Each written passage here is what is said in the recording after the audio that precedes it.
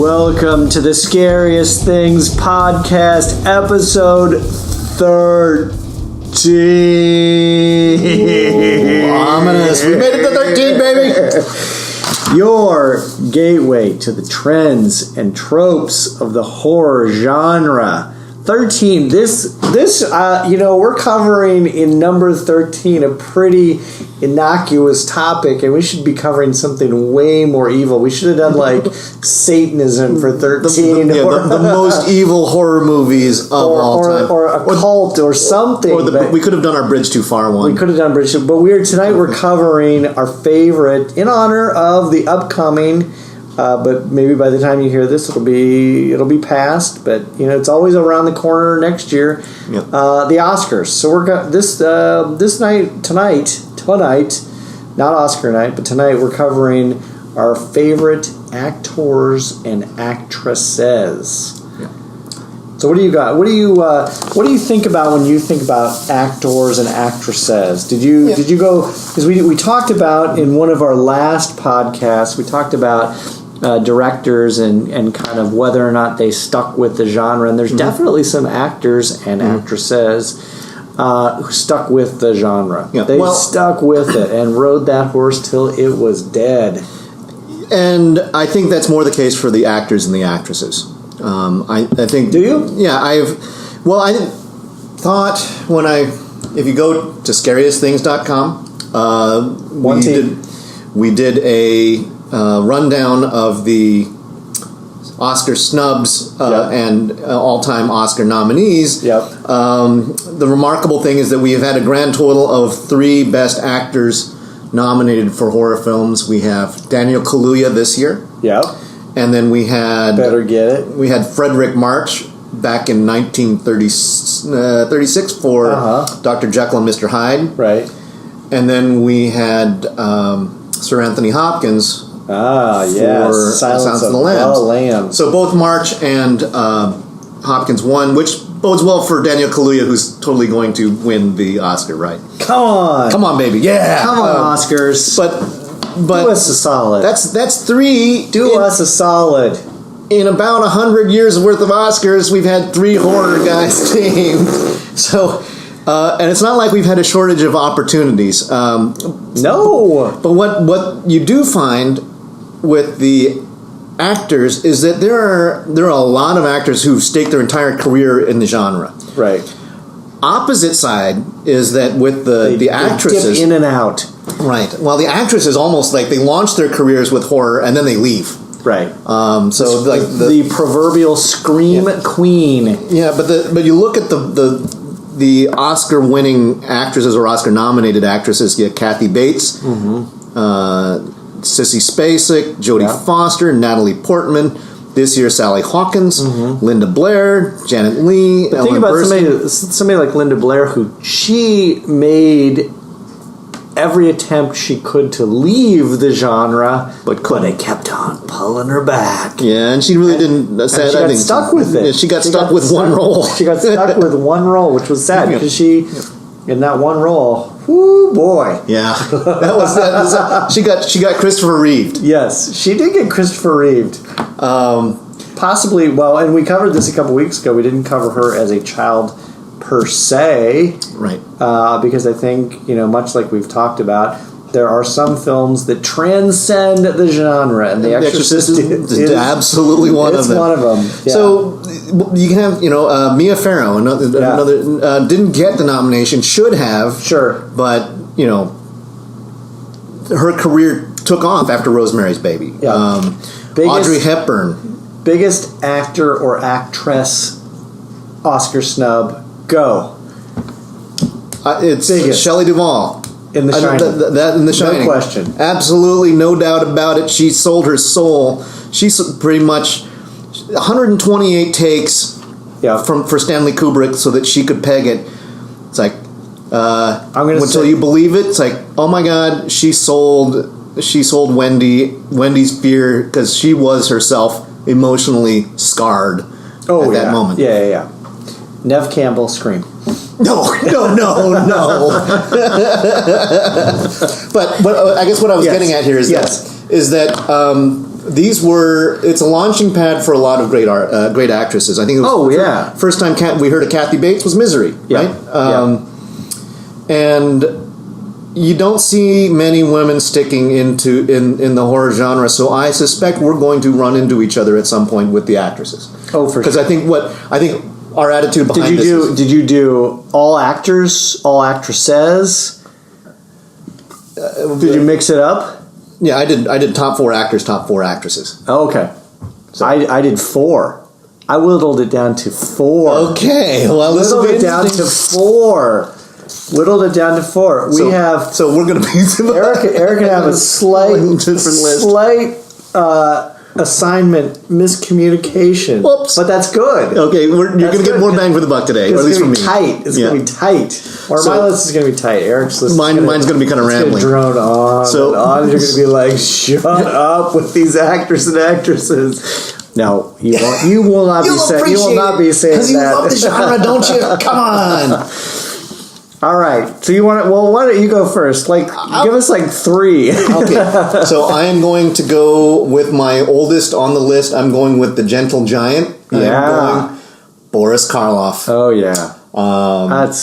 And he defined the genre. I think last episode we talked about key moments in film history before and after. We talked about Night of the Living Dead. I think there's before and after Frankenstein. Yeah. Oh yeah. And that the also establishing the universal monster trope of the relatable the monster who you can identify with. Yep. Karloff was an extremely sympathetic monster. Mm-hmm. He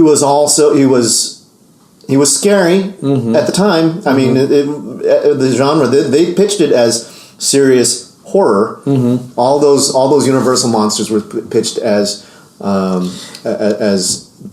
adult scary stuff, and at the time it freaked audiences out. And he followed up. He had this run: Frankenstein 1931, The Mummy 1932, The Ghoul 1933, The Black Cat 1934, The Raven 1935. Bride of Frankenstein 35, Son of Frankenstein 39, and then things start beginning to fall apart for him. He did The Body Snatcher in 45, and then he's pretty much doing stupid stuff like Abbott and Costello meet Boris Karloff, and then there's The Ghost in the Invisible Bikini. Whoa! Now that's a good film. So I think that he established the foundation of the genre, and I think all the way up to his 1966 when he did How the Grinch Stole Christmas, and he was the Grinch. That's right.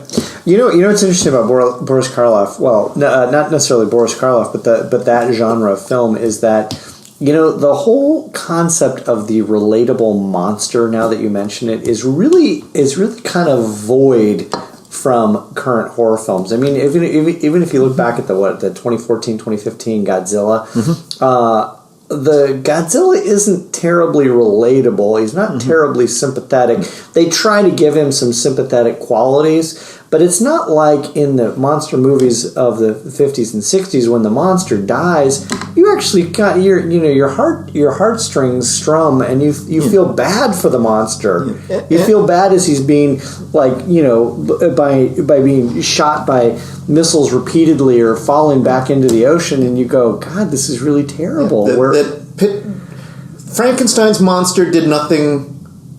Well, he killed a little girl. So he did something wrong, but he wasn't evil. No. And yet the peasants with the torches and the pitchforks come after him and Victor Frankenstein. Right. And I think that was or even like the Mummy, where it's like he's doing bad, but he has no choice. He is cursed. Right. This is the curse. And that wouldn't have worked without Boris Karloff behind the mask. Right.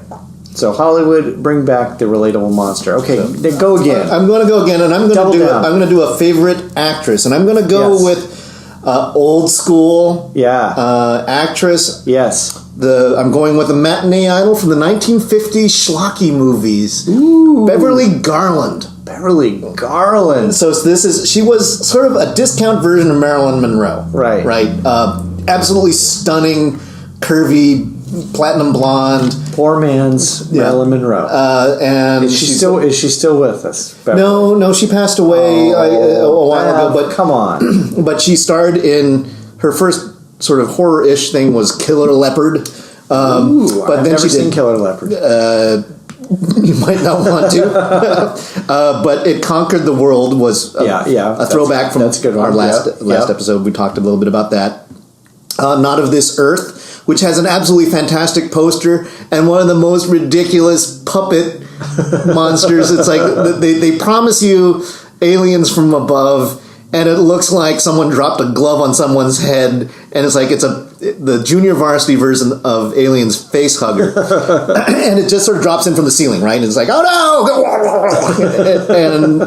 no! But you can see the wires. Right. It's totally ridiculous. Roger Corman. Yes. In that era, she did The Alligator People. Ooh. And which is another really... It's a guy walking around in an alligator suit with the head... sort of prop, you know how an alligator is long and its head sort of projects long from its body? Alligator People, it just looks like it's clearly a guy with like a motorcycle helmet with an alligator bill. It's like so stupid looking. Now, did Beverly stick with the genre? Did she? No. So this is one of the things for Beverly. She owned the 1950s scream queenie kind of thing. Because the thing is, she. Like Fay Wray before her, she could scream and then she could bug her eyes out and just act terrified. Right. And eventually she grew past that. She got an Emmy Award for some a TV drama in 1955, and eventually she had a steady but unspectacular career later on. But she was emblematic of the damsel in distress in the 1950s. Horror movies, and her face is like unmistakable from the movie posters. She's iconic of that era in a sort of a gap in horror movies. Right. And I was trying to look for someone who did multiple horror movies, and frankly, I had a hard time finding folks. But she did a lot of these kind of schlocky things in the 50s. So that's good on you, Bev. Yeah. Rest in Beverly peace. Garland, check her out. Yeah, check out Bev Garland. All right, what do you throw another one at us? Okay, going newer school. Keep it going. Okay, if I'm telling you I'm picking the creepy little dude. Yes. Who's the creepy little dude? Saw. No. Puppet Master. No. Chucky. No. It's actually an actor. Leprechaun. No. Okay. This is not that little. I'm selecting Jeffrey Combs. Oh. The Reanimator. Yeah. Okay. So Dr. Herbert West from the Reanimator. Yes. So there's a lot of great for those of you youngins out there. Yes. Who may not be familiar with their VHS tapes. Yes. Get back into your time machine and go back to the 1980s. Yeah, and these are straight to video releases that were gory, fun, Lovecraftian movies. But not bad films. They're good. For straight to video, they're solid movies. His streak from about 85 to 90, he did The Reanimator in 85. Mm-hmm. Did From Beyond in 86. He did Castle Freak in 85. Which is not good. We saw that. Yeah, that might make the undead list at some point, because that is just a bag of gross. But we're establishing that he's got one foot firmly in the genre, yes, right? He did Necronomicon Book of the Dead in 1993. Mm-hmm. He was in The Frighteners, Peter Jackson movie in 1996. Right. He did Bride of the Reanimator. Right. Not so good. No. He did I Still Know What You Did Last Summer. Not so good. Yeah. Did The House on Haunted Hill, 1999. Not so good. And then he did this one fun, and maybe it's one of my little guilty pleasures. I Know What You Did Last Summer was not a bad film. I know What You Did Last Summer was good, but I still know what you did. Oh, sorry. I missed that. The first one, I missed that clause there. Good, yeah. The first one is not terrible. And then he did one in 2012 called Would You Rather, where he played right. Yeah. Everybody sitting around, sort of a truth or dare kind of a thing where people will it goes a little haywire. Yeah, and people do horrible things to each other. Just a little. So Jeffrey Combs, a distinct, creepy little dude with the soft voice. He's done a lot of television. He was in Deep Space Nine, right? And he's often cast as a scientist who's sort of a nefarious whisperer. type of guy. So anyway, so if you're not familiar with Jeffrey Combs, start with The Reanimator and Herbert West. It is one of the best Lovecraftian films you'll see. Okay, so that's me pushing some of my favorites out. All right, so far we have Jeffrey Combs, we have Beverly Garland, we have Boris Karloff, and now we're adding to the list Janet Leigh. Oh, okay. Well, I figured we'd bump into each other. Yeah, okay. We have so Janet Leigh. Boy, I am not boying the fact that she birthed Jamie Lee Curtis, which is a boy moment, which we might get to at a later part of the podcast, as one of the greatest actresses in horror picture, the horror picture history. Janet Leigh, unfortunately, is no longer with us. She died in 2004. She had a year-long battle with vasculitis. Thank you, Wikipedia. a blood inflammation of blood vessels. Oh, which sounds like a terrible way. But not as bad as the way to go as she got it in Psycho. That's right. Yeah. So some of her roles included Psycho, which Eric mentioned. Amazing film. She Oscar nominated. Marion Crane. She was Kathy Williams in The Fog with Jamie Lee Curtis, her daughter. She was in Night of the Lepus, involving. If you haven't seen this, just watch the trailer because the trailer is great. This is a 1972 film involving giant mutated rabbits in the Southwest. And the soundtrack is great. It's got that great 70s In Search of. It's a shooting real rabbits, trying to make them look big by putting them in miniature sets. Yes. Well, and in fact, what they did was they had actors and actresses dressed in rabbit costumes for the attack scenes. Night of the Lepus. We're going to do, a couple weeks from now, we're going to be covering Night of the Lepus. That's going to be the whole episode. Night of the Lepus night. We're going to have to do a binge watch with Night of the Lepus. Night of the Lepus, yes. I've read about Night of the Lepus. I haven't watched it. Oh, you got to watch it. It's even got DeForest Kelley. Bones. Yes, Bones is in it. She was also, of course, in Halloween H2O 20 years later with Jamie Lee Curtis. And of course, probably one of her more famous roles was Touch of Evil. I was going to say, you forgot Touch of Evil. Yeah, which has become kind of Orson Welles. It's Orson Welles. It's one of his greatest films. It's got a tracking shot at the beginning of the film that goes on for I think at the time it was one of the longest tracking shots ever in film history. It goes on for 5 minutes. It's not a horror film per se. It's a thriller. It's a thriller. I mean, it's the ultimate in everyone will tell you when you take film history 101 as a film noir film. This is the ultimate. I put Touch of Evil with the original Cape Fear. Yeah. And Night of the Hunter. Yeah. Things like that. Those very very noir thrillers from that era. Yeah. It's a landmark film. Yeah. It's a murder.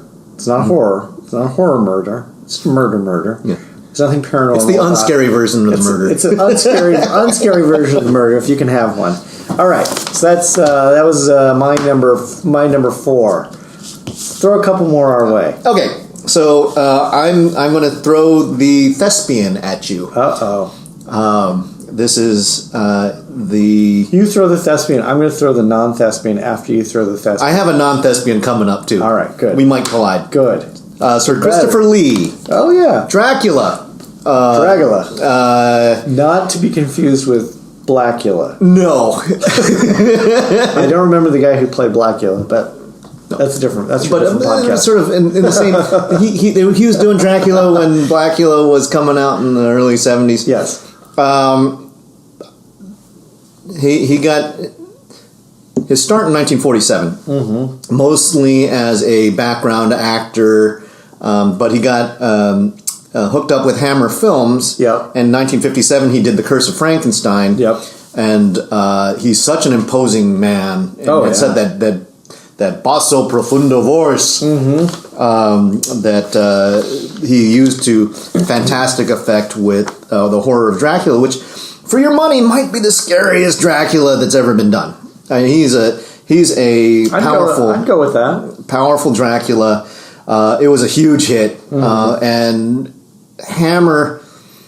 What year was that? That was in 1958. 1958, right? So he went on to do, I think, 5 more Dracula movies for Hammer, and each one Christopher Lee was kind of he was a proud, arrogant man, and he wasn't being paid his full wages, and so he spent Dracula, Prince of Darkness, which was in 1966. He chose not to say anything, and all he did was go, and he did that as a protest for not actually getting his what he felt like he deserved for the wages. But the 1960s is when Dracula started to get sexy.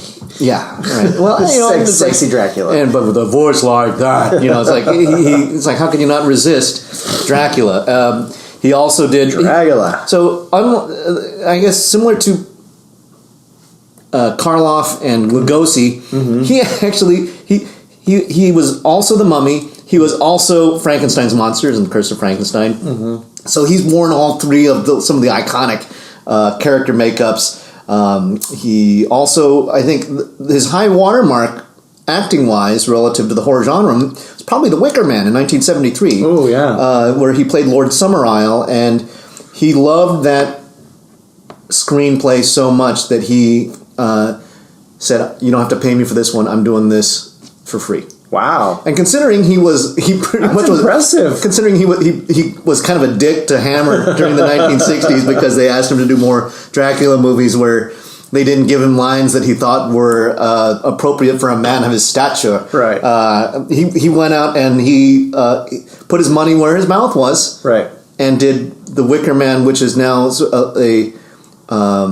unfortunately known more for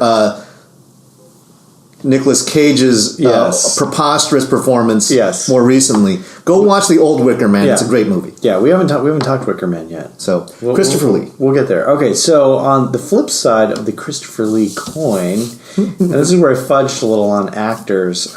This is an actor, stunt performer, film director, prosthetic makeup artist known as Tom Savini. Tom Savini was in Creepshow 2 as the Creep, right? And he did all the makeup for it.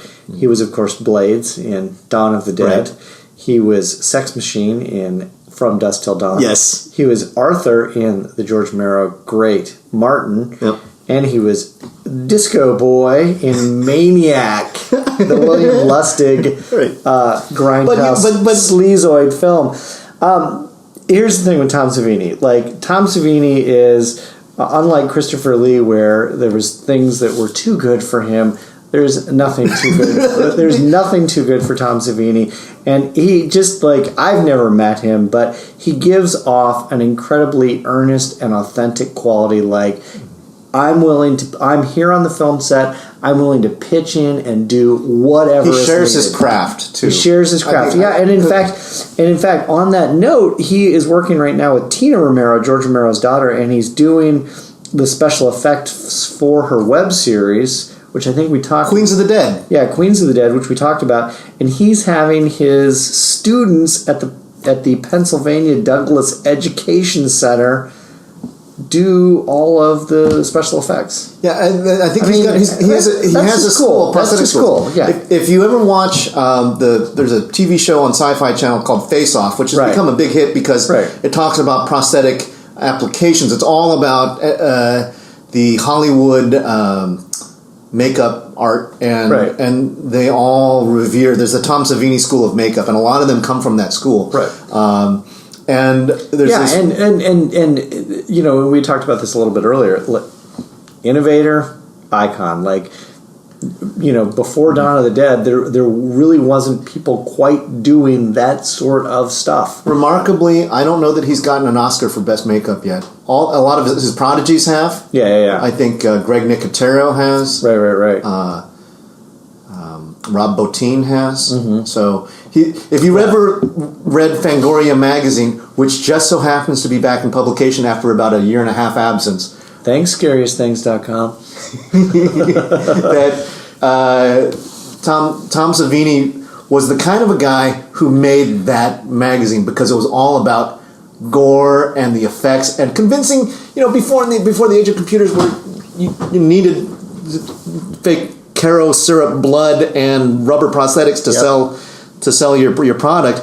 And I'm here to tell you, it still looks way better than CGI, and that's why his school still does so well. Yeah. Tom Savini.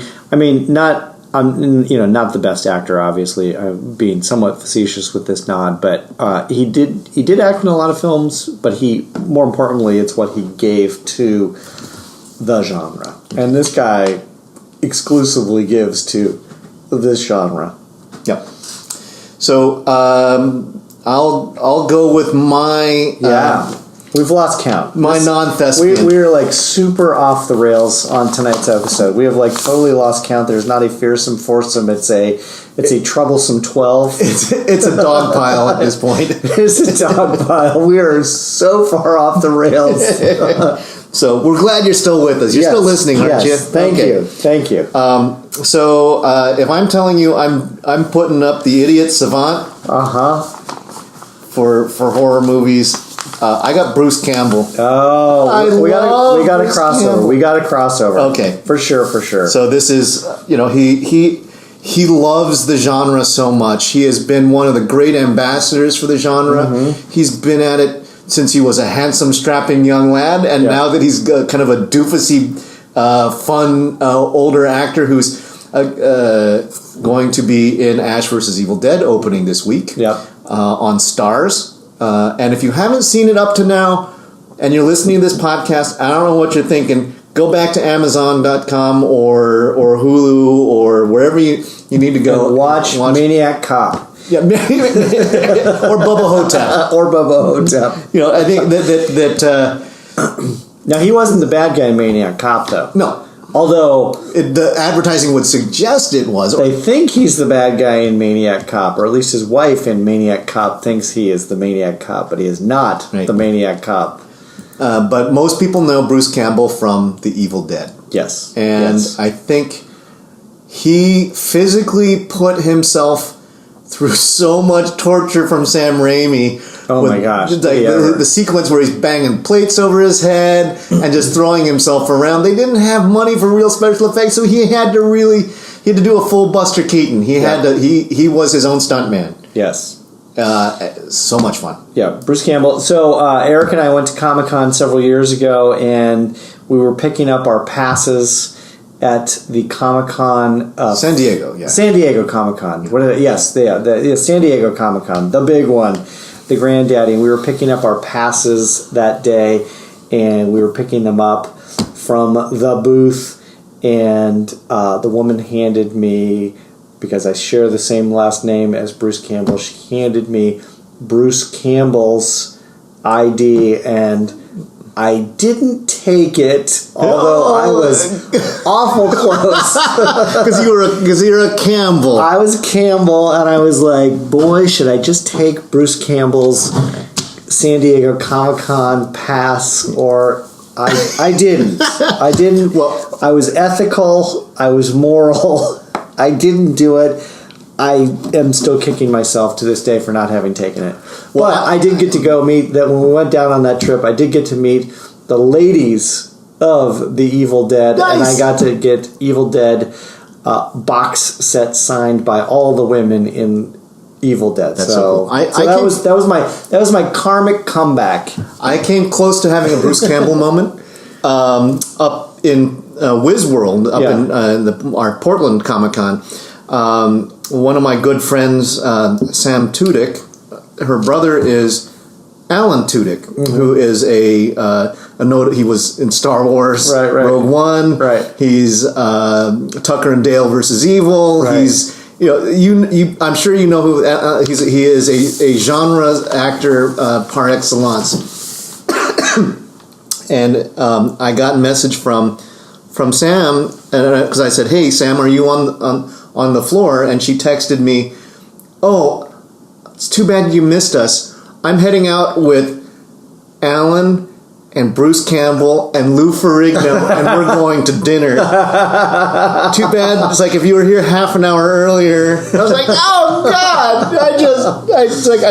I probably would have wet myself. I don't have dinner with Hulk and Ash. And if you've not gotten the opportunity to listen to Bruce Campbell do an interview, he's one of the best interviews. He's one of the most generous guys, and he has a lot of fun. You know how a lot of actors, they have to do their press junkets, and they just kind of go through the motions? Bruce Campbell engages. He really loves what he does. And his books are funny, too. Oh, yeah. If Chins Could Kill. Yes. Great book. Another guy who just continually gives and gives and gives, and it shows, and it's total authenticity. Yep.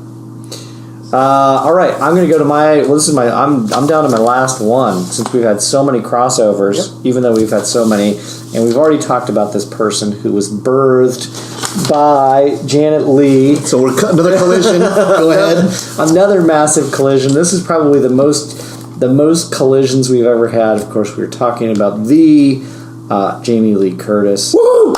She was, just the best of the best. She was Laurie Strode in Halloween and all of the sequels. She was Elizabeth Solly in The Fog. She was Kim Hammond in Prom Night. Mm-hmm. She was Alana Maxwell in The Terror Train, which isn't a great... No, I didn't. Terror Train, not so good. Not so good. We watched that a couple years ago. Yeah. I wanted to like it.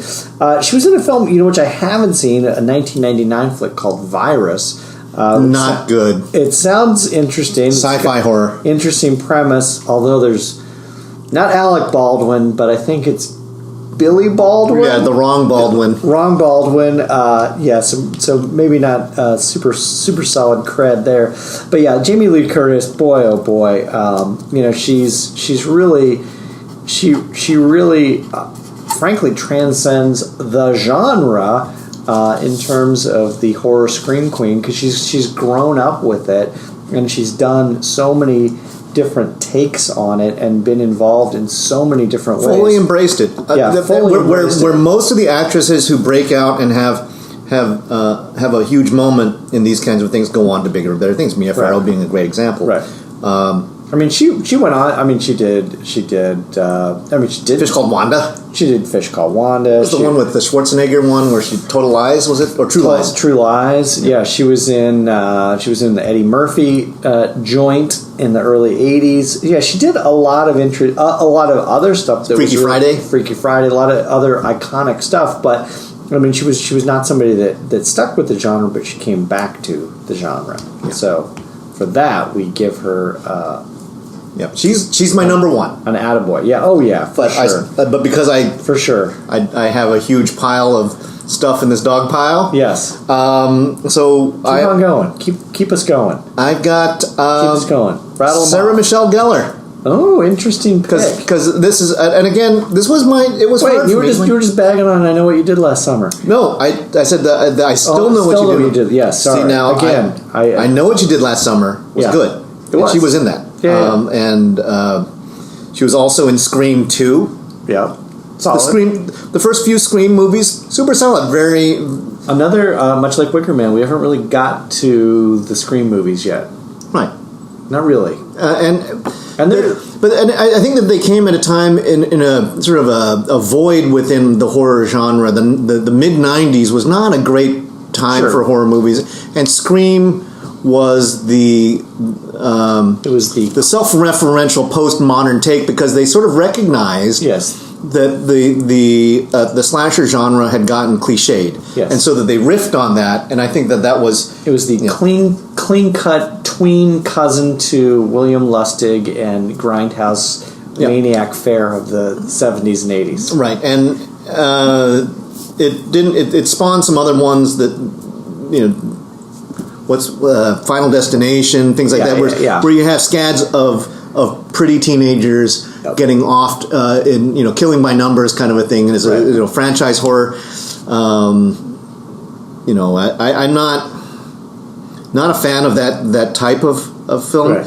But this one, but Scream, credit where credit's due, does what we're doing. Yes, they talk about the tropes and what entrance, in the horror genre. We'll get there. We'll get to Scream. All right, what else you got? So, I think that she was also in The Grudge. Oh, right. Yeah. Which was a very good remake of... Solid. Sam Raimi. So, go back to podcast number 12. Listen to the best directors in the horror genre. Exactly. And so that the other person I have listed is Fay Wray. Oh. Going all the way back. The original Scream Queen. Right? Going all the way back. You know, and she was in a couple... Really, this was kind of a thing where I asked Mike before we did this podcast, it's like, are we going for career achievement or are we going for singular performance? I think for the best actresses, kind of a thing, or the favorite actresses, it's much easier to go at the individual moments, and certainly Fay Wray, King Kong, was the Scream Queen standard for, I mean, the fact that she got some pipes. She was probably the Scream Queeniest until Laurie Strode. Strode on the scene. Although I would say Beverly Garland would give her a run for the money. But she was also in Mystery of the Wax Museum, a movie called Dr. X, and a movie called The Vampire Bat. Now, they're horror movies. I haven't seen any of them. But I have seen her in King Kong, and it is one of my all-time favorite movies. And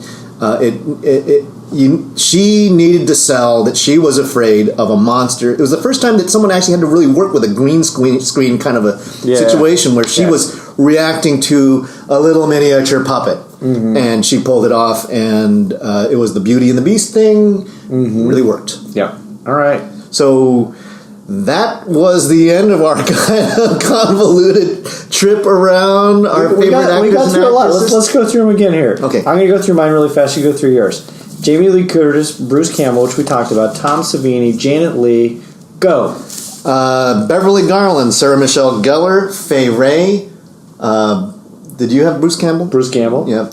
Jeffrey Combs, Boris Karloff, and Christopher Lee. That's a good list. It is a good list. And we might come back to it again with different folks. This might be the gift that keeps on giving, where we can talk about some of our favorite folks in film. I think we could even tighten this list up and throw some different wrinkles on it. So let's get to that point in the podcast that you know and love, which we call our Dead and Undead list. These are the films that we tell you need to go see and you need to stay the hell away from. Yeah. So what do you got for your Dead? We'll start with Dead this week. This is the film to stay away from, to stay dead. Okay, so when I was a kid, Alien made a huge impression on me. Right? There was a movie that came out fairly soon afterwards called Saturn III. Oh no! You gonna diss Farrah Fawcett? Yes. Oh my god, it was a terrible movie. You're gonna diss Farrah Fawcett? Just like this, come on. This robot without a head. Was it? Help me out here. The actor, was it Maximilian Schell or was it? Kirk Douglas? Kirk Douglas. Maximilian Schell was hole. It was in the black hole. Two similar. Yes. Again, the same. Black hole is groovy though. The black hole is an acid trip Star Wars ripoff. Kind of fun. Saturn III, not fun. No. I mean, it was like and it doesn't help when the monster is this lumbering, clunking thing that just it doesn't move very. It's like there's nothing particularly threatening. It's hard to get to grab. They shoot it completely in the dark because they're trying to keep it a mystery. But at the same time, it's like I'm not seeing the outline of this thing, and it's just it was like bad animatronics. I'm pretty sure Farrah Fawcett was stoned the whole movie. Yeah, like extra stoned because that acting performance. Sleepwalking. Yes, sleepwalking. High as a kite. So what's your Dead movie? So I'm going to cheat again. I cheated a couple weeks ago with a Dead Undead combo, which was Last House on the Left, the film you should see and should not see. You got another one. I'm going to cheat again. It was so successful. The last cheat was so successful. Because you guys all clamored for it and wanted more. You wanted more cheating. You wanted Mike to cheat and not do his homework. And so I'm doing it again. Okay. And I picked the 1970 1977 flick, which I just reviewed on the scariestthings.com website, The Crater Lake Monster. This is a film you should see and should not see because, for one, it doesn't really involve a monster. It involves a plesiosaur, which is not a monster. And it's not filmed in Crater Lake. It's filmed in Huntington Lake. And where's Huntington Lake? I got out my Googler and I figured out the distance between Huntington Lake in California, which is somewhere near Fresno, and Crater Lake. Crater Lake. Nothing. So there's no mountain there, is there? It is 557 miles from Crater Lake. Oh man. Because think about it this way: it's a national park. There's no way you're going to film a C grade movie at Crater Lake. It's not even C. It is D grade. But again, much like we kind of talked about with like Tom Savini and talked about some of the other actors. I mean, people that just sort of stick with the genre and give their all and do their best. The earnestness of this film really shows. I mean, these were people who. Like, I looked up many of the actors involved in Crater Lake Monster, and this was it. It was a one-and-done situation. They never went on to other things, and they never had stuff before. So they did the movie, and they were pretty much done. Here's your check. Thank you very much. This is your shit. That's it. Go away. But the thing that was great about the film was that it had one of the more innovative for any movie, frankly, whether be it a monster movie, a slasher movie, a sci-fi movie, a paranormal movie. The film culminated with the protagonist, the sheriff, whose name escapes me now, and the giant plesiosaur, the American Nessie version of it's the Loch Ness Brethren, and the sheriff from the local community jumps into a snowplow and gets into it with the Loch Ness Monster, which is it's like a D-grade Ray Harryhausen Loch Ness Monster, and snowplow and monster, and the blade comes down, and oh boy, yeah. So Crater Lake Monster, I'm sure you've all seen it kicking around, at least on lots and lots of different worst of lists. This is not a gateway horror film per se, although it is a film you could show to the kids. It's a Mystery Science It's a Mystery Science Theater 3000 kind of thing. It's a film you shouldn't see, but it's also a film you should see because it's kind of fun. But if you're looking to see beautiful footage of Crater Lake, do not look to this film because it ain't in there. That's wrong lake. Wrong lake. So I actually, I've got a real Harryhausen piece with really fantastic animation. Oh, break it down. This is the Beast from 20,000 Fathoms. Oh, good one. Yeah. This is that's a good one. It's Saturn 3 and the Beast from 20,000 Fathoms. These are good picks. It's not really a true dinosaur. They call it a redosaur. Rehedo. I don't know. I'm going to try to spell it. That's not a thing. It's a fake dinosaur. That's not a thing. As a kid, it's like before there was Jurassic Park, and you wanted to see some dinosaurs, you had to go to Ray Harryhausen and some things like the Valley of Gwangi. With cowboys and dinosaurs, but Sinbad. I think that Beast from 20,000 Fathoms actually the beast comes out of they of course, what do? They nuke the polar ice caps just because they're testing things out, and it releases the monster and it starts heading for land, and the military tries to stop it. And no, it manages to get to London, and it starts stomping around. Is it London? Oh God! It might be New York. Anyways, it's a big city. It hits a city, a big city, and there are some great images of the dinosaur busting through a wall, collapsing the walls, and people getting trapped underneath it. Go no! And the monster charges through, and they're shooting the tanks and all the cops are shooting in, and it's stomping everybody, and they finally trap it into a roller coaster, and manage to trap it and kill it in the roller coaster. But the animation is so clean. Yeah, it is, and it's the craft of Harryhausen, a young Harryhausen, right? And again, I've talked about some people should have gotten a Lifetime Achievement Award, if not for Ray Harryhausen. Tom Savini. Tom Savini is one. Yeah. Ray Harryhausen is another one. Because if not for him, you wouldn't have Phil Tippett from Star Wars, and you wouldn't have the Imperial Walkers. Right. You wouldn't have Jurassic Park kind of stuff. The kind of things that inspired directors to do monster cuts loose. I mean, I think this was sort of contemporaneous with Godzilla. Yeah. Right. Oh, yeah. Although, to be honest, actually, Willis O'Brien was first. Ray Harryhausen took it and did it for a long time. Oh, yeah. And so absolutely. I say Beast from 20,000 Fathoms, see his masterwork. Yes. All right. Well, that was a good rundown of lots of different ladies and fellas who have contributed so much to the craft, so much to the genre. Go Daniel Kaluuya. Yes. Go bring a trophy home. Right. But, so thanks for joining us. We appreciate you listening. And before we go, don't watch the Oscars because you'll probably end up being really disappointed. But we hope not. We hope not.